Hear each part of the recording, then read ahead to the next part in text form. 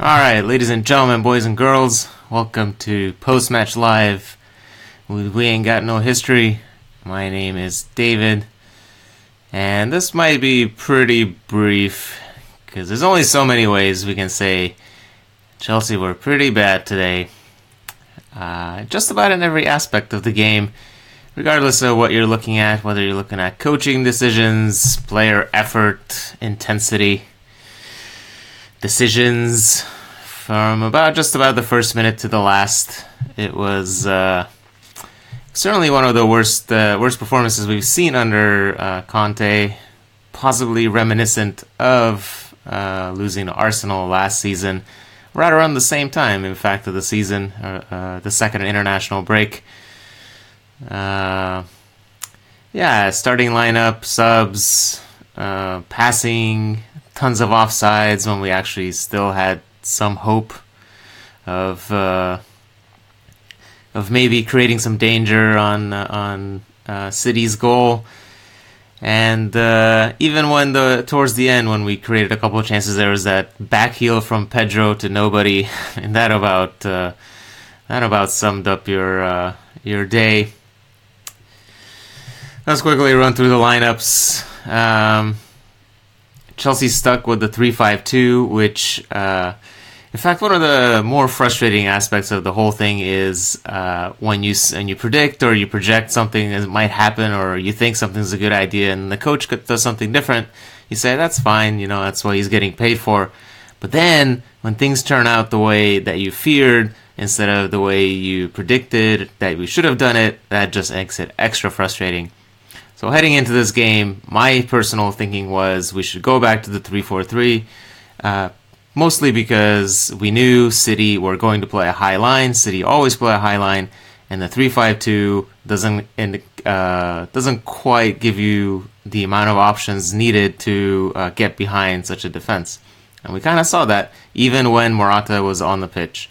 Both he and Hazard offered some ability to get behind the defensive line, but we really needed extra runners. For example, Pedro. As I said, we stuck with a 3-5-2, which we saw against Atletico, and Atletico it worked really well. But just doesn't take much to see just how differently the two opposition teams line up. Atletico defend deep and compact and narrow, so you have an extra passer in the middle to help break that down. Here, City pushing up to the halfway line every single time. There's acres of space behind it, but we're missing one runner. Instead of having both Pedro and Morata running through the lines, we only had Morata. Conte tried to help out, wasn't quite. That's not really his game. Conte was pretty good in his more advanced midfield role on Wednesday, but today, we saw that he needs to work on that a bit more. But anyway, so 3-5-2 from Chelsea, Morata and Hazard up top.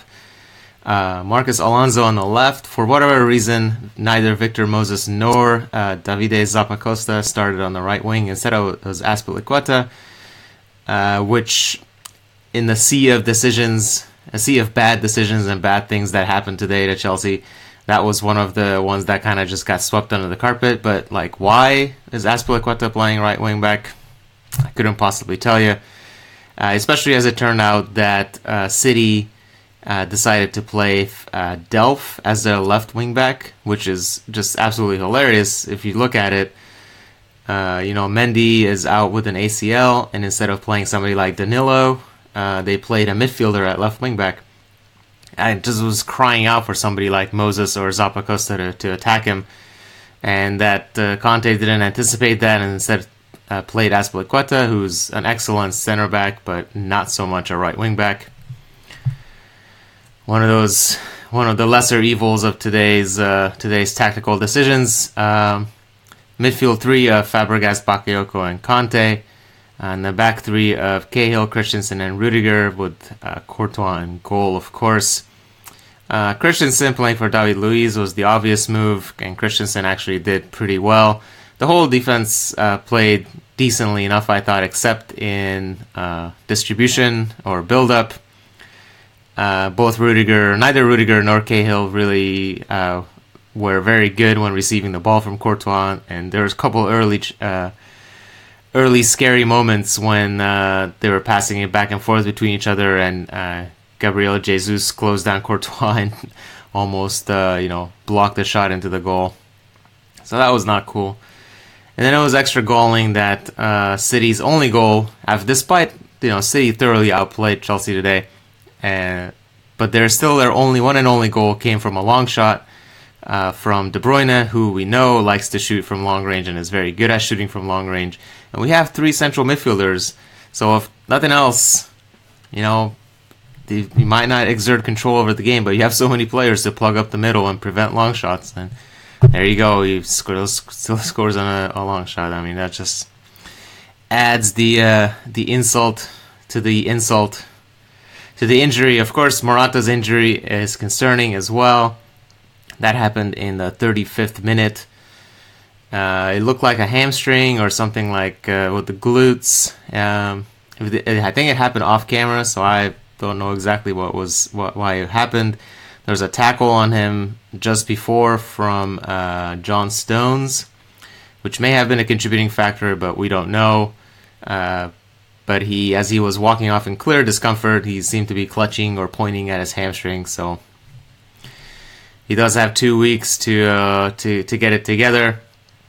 For whatever reason, we don't trust Batshuayi to come on in his stead, which, I mean, I guess I understand. This Morata is clearly better than Batshuayi at this point, but bringing on Willian was just about the worst decision that could have been made. Willian was already out of form coming into this game. He came on without warming up. One of his first action pieces or first plays was to hit a free kick into a one-man wall. That takes some extra special skill in doing. His second touch was to misplace a pass, and it didn't really get any better from then on for Willian.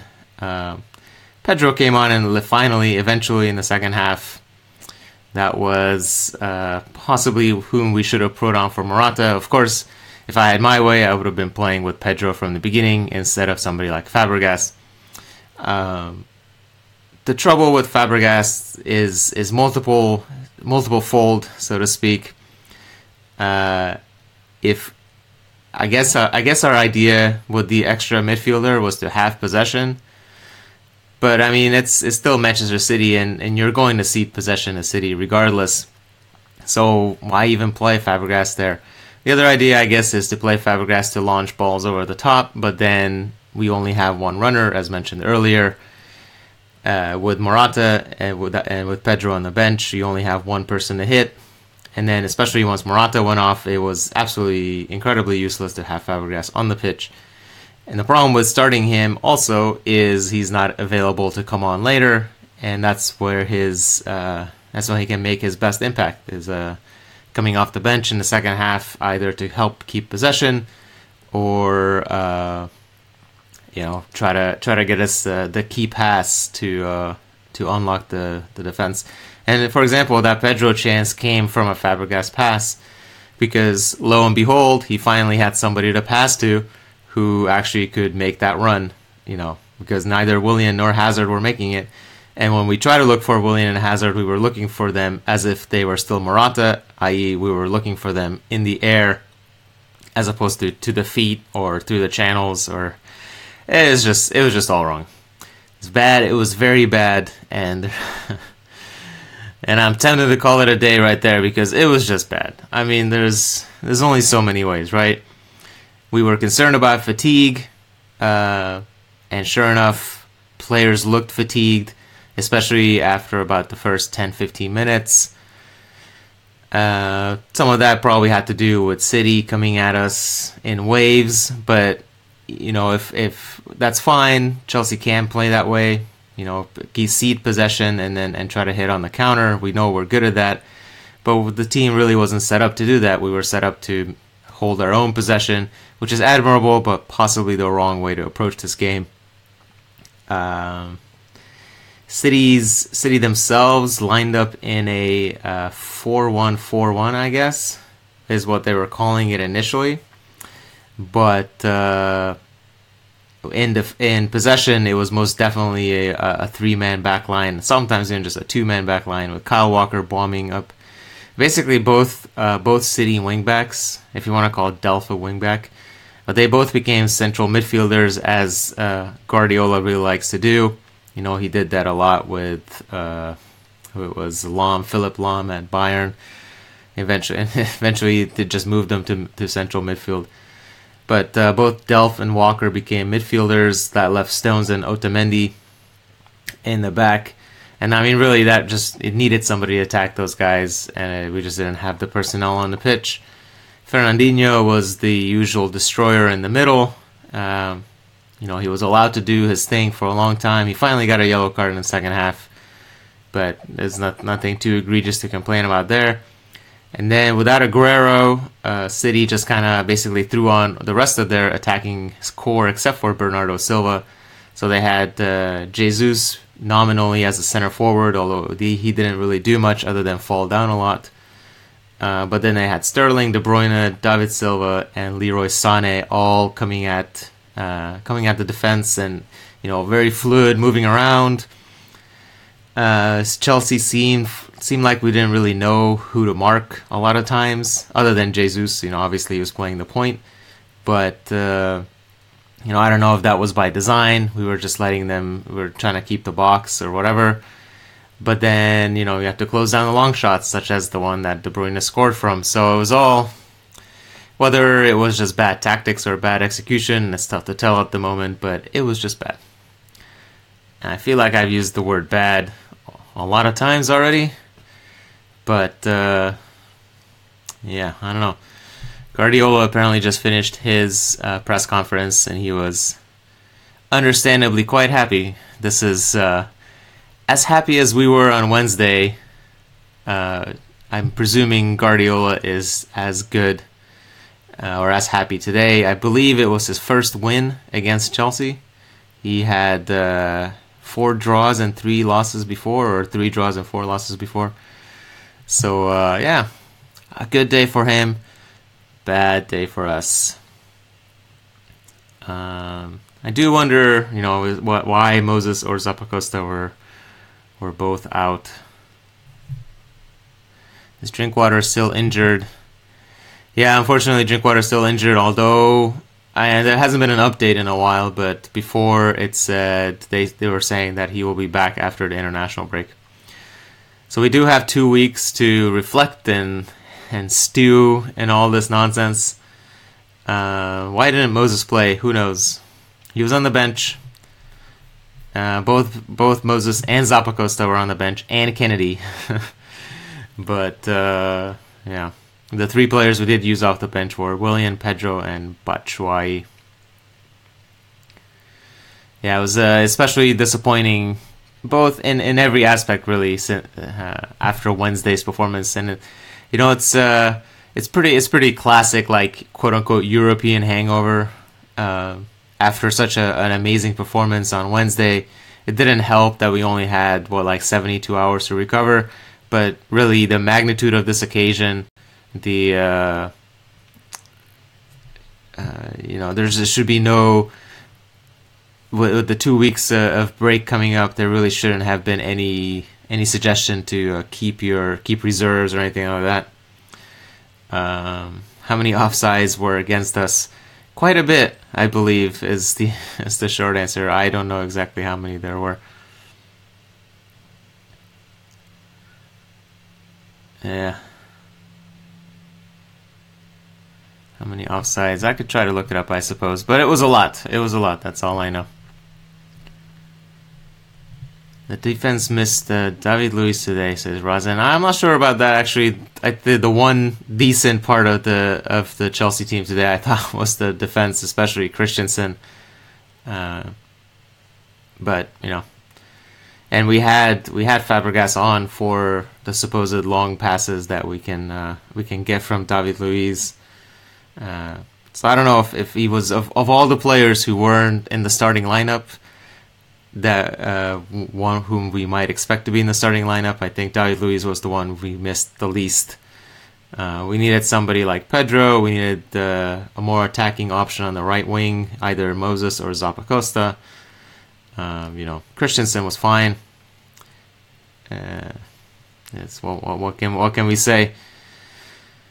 Why take Eden off? I think Hazard just got tired. I think that was basically it. He seemed to get tired actually pretty early, unfortunately. But he does have an excuse of still probably coming up to full fitness. So that's fine. I didn't have too much of a problem with taking Eden off when we did. What I had a problem with is saddling him with Willian in the 35th minute, because that was fairly useless. Yeah, should have swapped Batshuayi for Morata. Willian clearly not built as a center forward. And it's true. The bigger problem really was Willian had a really bad day, and then we try to play with him as if he were a center forward instead of trying to switch it up to take advantage of maybe his speed or his footwork. So we try to play high balls up to Willian and Hazard. And that was not good. What was Willian's role when he was subbed in? He was basically the replacement for Morata. Was the role. He and Hazard kind of switched off being the point man in the 3-5-2. But they're both fairly similar in that they like to be involved in transition and build up. And we needed somebody more like Pedro who can function more as a center forward. Yeah. It's an unfortunate bad decision that it exacerbated a few of the other bad decisions that were made by Conte.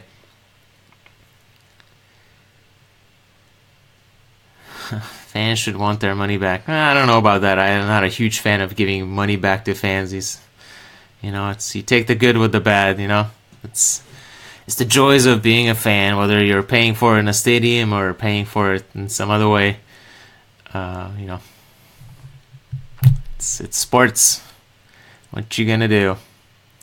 Do we think Christensen will become a regular starter soon? I'll define soon. I think Christensen is well on his way to becoming a starter at Chelsea for a long time.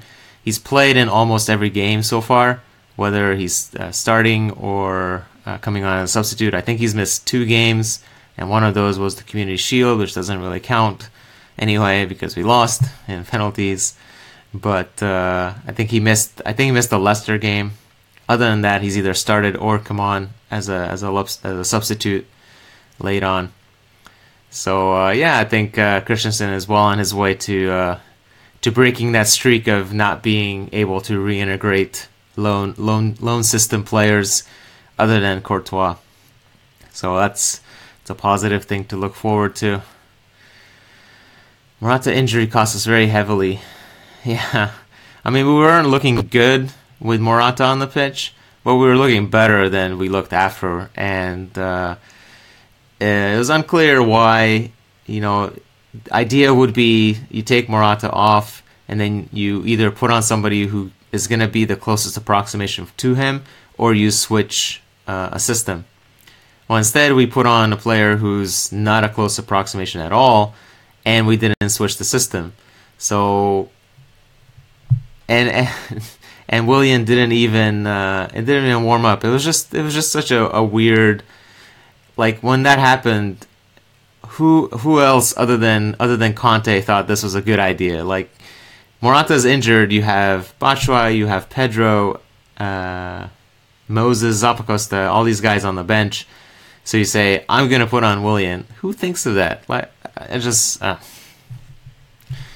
who knows?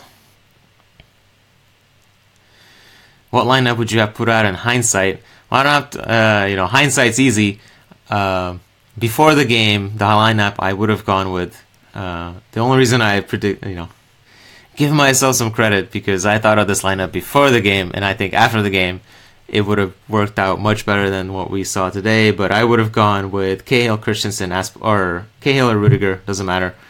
Rudiger, Christensen, Azpilicueta, Alonso, Conte, Bakayoko, Moses, and Hazard, Morata, and Pedro. 3-4-3.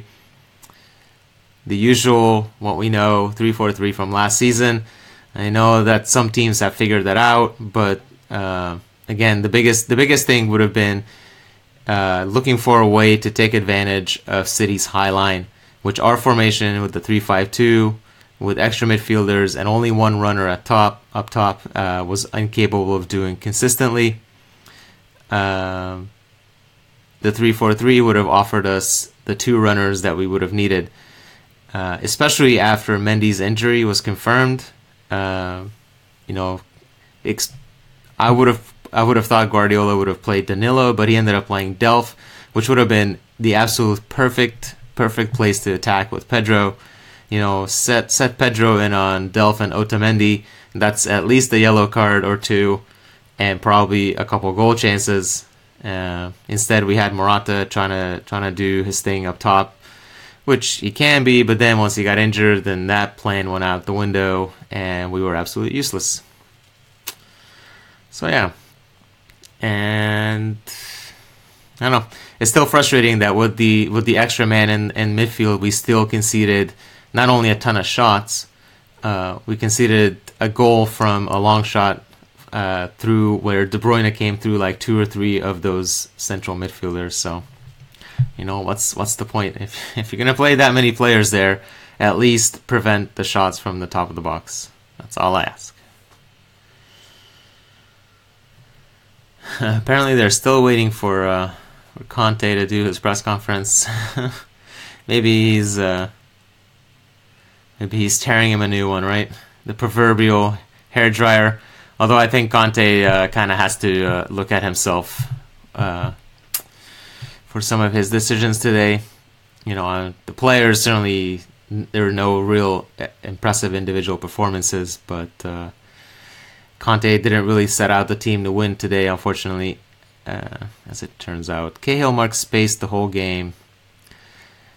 Yeah, I think that might have been actually a technical decision. It's not like Rudiger was doing anything differently on the right side. Both Cahill and Rudiger had an equally good and equally bad game in what they were trying to do. They were okay in actual defending. It looked like the back three's job was basically a standoff. We neutralized Jesus quite well. Azpilicueta and Rudiger took out Sane pretty well. Sterling was a bit more effective on the other side, but these guys are really good. There's only so much you can do at some point, but I don't think Cahill did anything spectacularly worse or better than Rudiger. So I don't know. It's one of those where, like, yeah, of all the things to pick on, Cahill in this game, whatever. He wasn't the worst culprit by any means.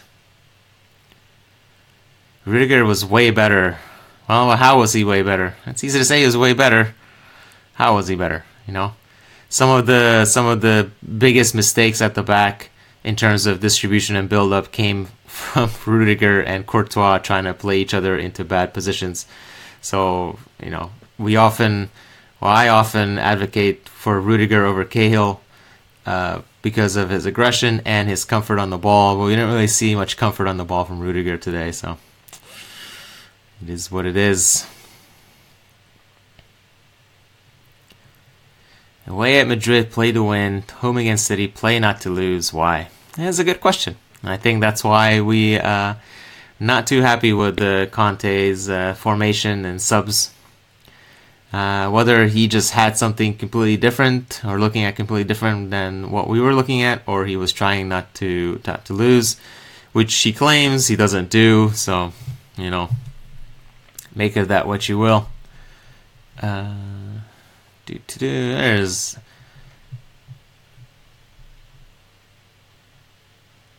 Conte has arrived.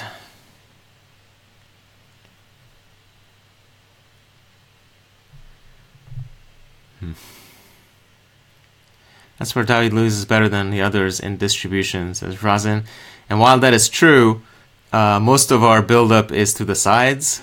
So David Luiz is usually not involved in build-up. Usually. He helps out, obviously. But, Christensen can do that job just as well. I mean, that's the kid is like a short pass master. So I wouldn't really worry about Christensen and build up. We missed Azpilicueta as the outlet on the right side.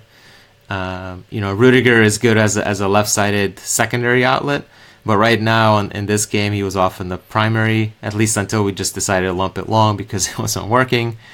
But Rudiger was a primary outlet, and maybe we should not rely on him to be the primary outlet.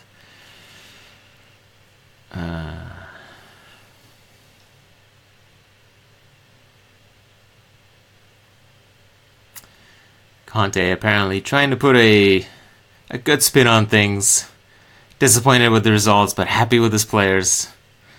I do like that about Conte, that he almost never criticizes his players in public, which, we used to have managers before who would say that they would never criticize players in public, and then all they did was criticize players in public. At least Conte is consistent in that. That build-up thing, Florian says, I need to believe we need to be more flexible. Yeah, and we usually have multiple outlets. So when the short build-up doesn't work, we start going long to say Alonso on the left as left wing back or right wing back, which of course was Azpilicueta, so that wasn't ideal. We almost doesn't seem to ever go long. Maybe with Morata there now, that's something we might try to start looking into again, because I understand we weren't going long to Costa because he wasn't going to win anything in the air, but Morata can possibly do that. But then he got injured, so that kind of went out the window. And I remember Courtois going long a couple times to Azpilicueta, and he was losing his headers. I don't know. Worst game ever played with the Blues. Our memories tend to be pretty short term. I mean, it was a bad game, but I'm sure we've seen worse. Why was Batshuayi not brought on to replace Morata? That is an excellent question, and maybe something that somebody will ask from Conte. It was one of those baffling decisions. Yeah, first 45 minutes against Burnley certainly was a lot worse than what we saw today. Just in terms of, at least we didn't really lose our heads as we did against Burnley. We just couldn't really do anything. That's sometimes possibly that's even more frustrating. You're trying, but I guess you weren't successful.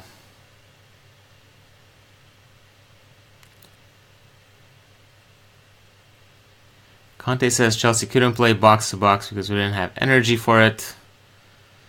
And he's confirming the Morata injury as a hamstring injury, but he doesn't think it's serious. So I guess that's definitely a good thing, because if we don't have Morata, we might be in trouble here, as it turns out. So keep that guy wrapped in cotton wool for the next 2 weeks, and then unveil him.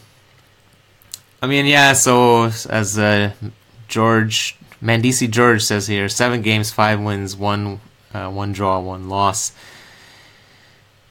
is not the worst in the balance of things. It is frustrating to go 2 straight home games in the Premier League without scoring a goal. That doesn't really happen very often. I think the last time it happened was 5 years ago, when was it November 2012 was the last time Chelsea were shut out back-to-back home games in the league. So that doesn't happen very often. Of course, it was Arsenal and Manchester City, so it's not, at least it wasn't somebody like West Ham. But certainly improvement needed there. We probably were a bit unlucky against Arsenal, but today it was just, it seemed like we were never going to be able to score, unfortunately, especially after Morata went off. It's just one of those.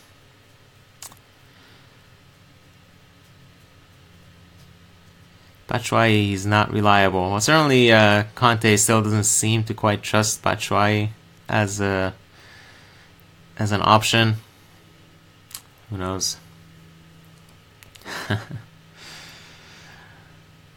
This would have been a game for Drinkwater over Fabregas as ace. I guess. I mean, if you're going to do 3-5-2, maybe add another more combative midfielder. But I mean, Drinkwater and Fabregas, it's not that much difference in the way they approach the game, is there? I mean, to me, Drinkwater is kind of like I guess a more physical Fabregas, but still somebody whose primary benefit to the game is passing and distribution, and launching a ball over the top for somebody to chase. Drinkwater is really good at that. But the problem still would have existed as it did right now, where we only had one player who could possibly do that in Morata. I think to truly threaten City and give him something to think about, we really needed that second runner, and that's why I was saying we needed somebody like Pedro and line up in a 3-4-3 to make that happen. This must feel incredibly frustrating for Batshuayi, scoring all those goals from the bench and from the start, and then the other striker gets injured and he still doesn't play. Yeah.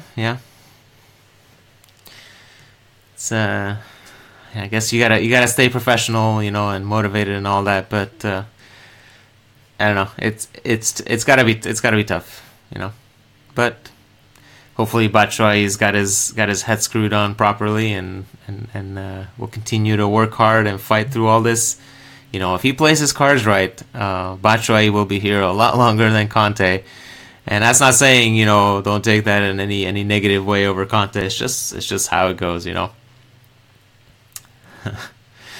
It's most football managers don't really last more than, say, 3 seasons.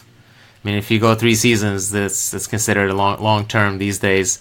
I mean, Ancelotti just got sacked at Bayern Munich after barely a year. So, Batshuayi is 23, 24. He'll grow into a good player, I think. Maybe. He just needs, maybe he's just not suited to be a single striker or whatever, but he certainly would have been more suited than Willian.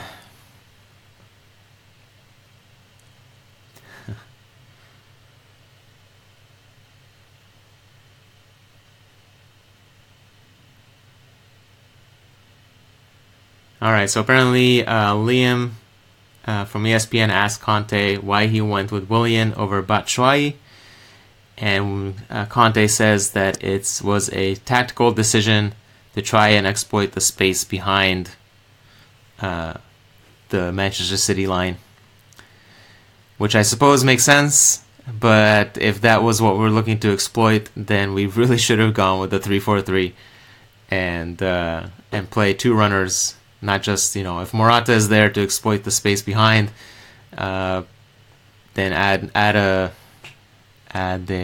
second runner there.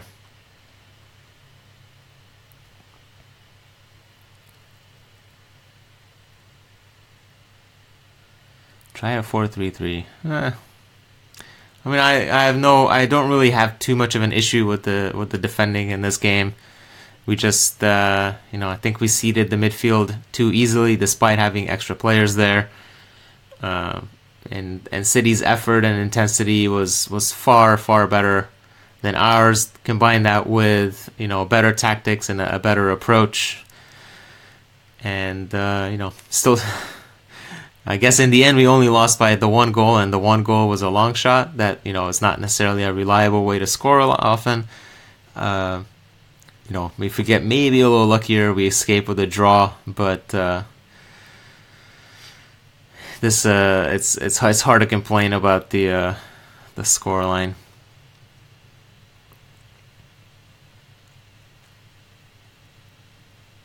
It was a pretty brief press conference from Conte there. It looks like. I'm sure he's not very happy with what he saw, and. My guess would be if he goes back and thinks about this for the next couple of weeks, he'll figure out where he himself went wrong. So I have full confidence in Conte drawing the right conclusions from this game, and making the changes or the decisions that need to be made, whether that's deciding how we're going to utilize our two major systems these days, the 3-4-3 and the 3-5-2, looking for better ways to utilize that. Frank says the season's over. Oh God, the season is over. We're all doomed. Might as well just pack it up and go home. Nothing to see here. 6 points behind. What was it? We were like 8 points behind City last season after 6 games or something like that. So it's a long season. Long season. It shouldn't have to be said, but there's still 31 games left. So there'll be plenty of twists and turns left for us to enjoy and not enjoy, probably. But maybe a good time for this another well-timed international break here, with Morata getting back to fitness. Conte did say supposedly that it's not a bad hamstring pull, but hopefully, that sucks for Morata to not have to play or not be able to play for Spain, but you should give him a chance to recover. After the break, we have Crystal Palace away. Palace. If you want to see a bad team, go watch Crystal Palace play. They are winless, goalless, which is amazing after 7 games. So they probably will score a goal against Chelsea, because that's just how these things go. Eventually, you end up scoring a goal. You can only go scoreless for so long. But the October schedule looks a little better. Just like in September, we have 7 games in 21 days, or 3 weeks, which is fairly standard these days. 2 games a week plus an extra one because you're starting on the weekend. So we'll have Palace away. Should be a win. Where the 2 Champions League games we're looking at are Roma home and away. So if we win the home game there, that's we're looking very good for advancing from the group. We're already pretty good there, but we can basically clinch it with the win there on the Wednesday after the international break, and then back-to-back home games against Watford in the league and against Everton in the League Cup. Then we go away to Bournemouth and away to Roma, and then our home to Manchester United to finish out the October. I guess technically that's in November then, but to finish out the schedule of games before the next international break. You go from international break to international break. So that's the next batch of 7 games. There's literally one very tough and very important game in there, and that's at home to Manchester United on the 5th of November. So hopefully everybody's ready to play at then that. Watford are no pushovers now. Yeah, I guess. They're what, 5th? Yeah. I guess Watford are in 5th place. They drew against West Brom in the final. It was the final minute. It came from 2 down to draw against West Brom. So, that's kind of impressive, but if we can't beat Watford at home, you know what they say. It's people will say there's no easy games in the Premier League. It was the usual caveat. So yes, can't we're not going to be able to sleepwalk through Watford probably, but it's a League Cup game afterwards. So yeah. We thought we'd hammer Burnley, but we did not. There's always going to be, you can't really predict the supreme outliers, and we play Burnley 10 times, and that thing doesn't ever happen. So it's if you're going to make predictions, you should go with the likely outcome. This is why I don't make predictions, because man, there's always that one time when your predictions just don't come off, and then it's just dumb. So anyway, that's trying to look forward to better days, because today was bad. The word of the day is bad, and it was very bad. So yeah, and that's your ready for the weekend. I guess it's nighttime for most people, but for us over here, it's still a lot of Saturday to go here. I'm just barely passing in. Why can't Chelsea play attacking positions? I mean, we can. We showed it on Wednesday. We can play attacking football just fine. And I mean, if we're looking to give credit, possibly Conte try to do the same thing again with the 3-5-2. That he saw that the 3-5-2 was working amazingly on Wednesday, but unfortunately, City are not Atletico, and they approach the game completely differently. And so yeah. The same game plan from us. We were not able to force our same strategy onto them. We needed to approach the game differently, as we mentioned multiple times now. And I will forever maintain that we should have started Pedro instead of Fabregas, and we should have brought on not Willian for Morata. Yes, the season's over. Alright, well, since that's the second comment that the season is over, I don't know if either one of those are serious. I hope they're not, because the season is far from over. But it's probably a decent note to end this live video nonsense on. It's shorter than normal, but we were worse than normal, so that seems fitting to me. It's past noon, so now it's time to start drinking heavily and wash away our pain, drown our sorrows, go mow the lawn or something, do something not football related at all. Yeah.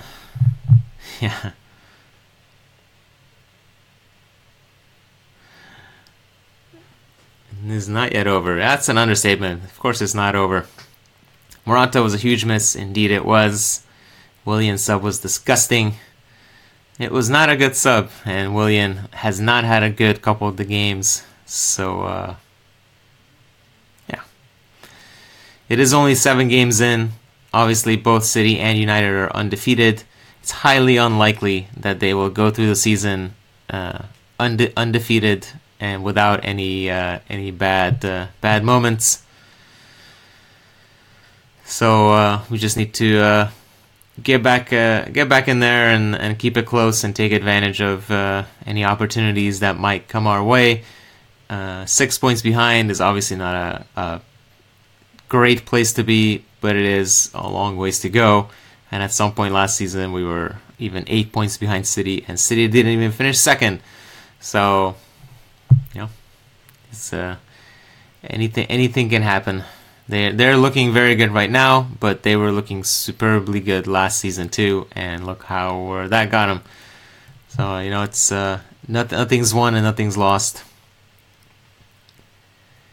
But it was a bad day, and there's no real need to sugarcoat any of that. We just need to learn from the mistakes, not make them again, is the key part of learning from mistakes. So maybe not play a 3-5-2 against City next time. If you watched any of this, thank you. I'm sure we'll talk to you soon enough under better circumstances. This, you win some, you lose some.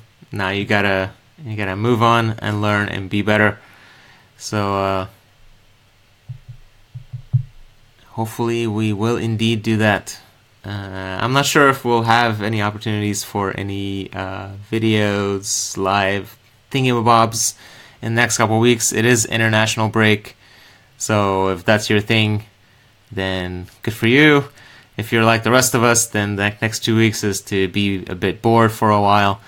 If you're looking for good football, the Chelsea ladies team is playing against Bayern Munich in the Women's Champions League.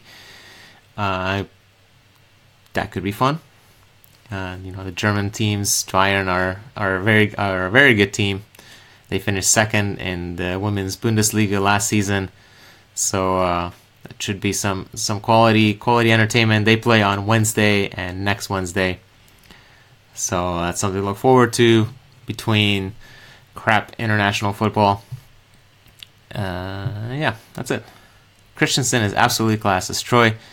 Yeah, let's end on a good note. If I were to pick Chelsea's best player today, it would be, by a fair margin, I think, would be Andreas Christensen, who is 21 years old, plays like he's 31 years old, and has been around for ages and ages. The dude's all right, and very happy with the future there. So yeah, thanks for watching, and if nothing else, we will talk to you after the Crystal Palace game on Saturday, 2 weeks. Hopefully that will be a win. If we don't win, let's not even think about that. We'll talk to you after the Crystal Palace win. Bye.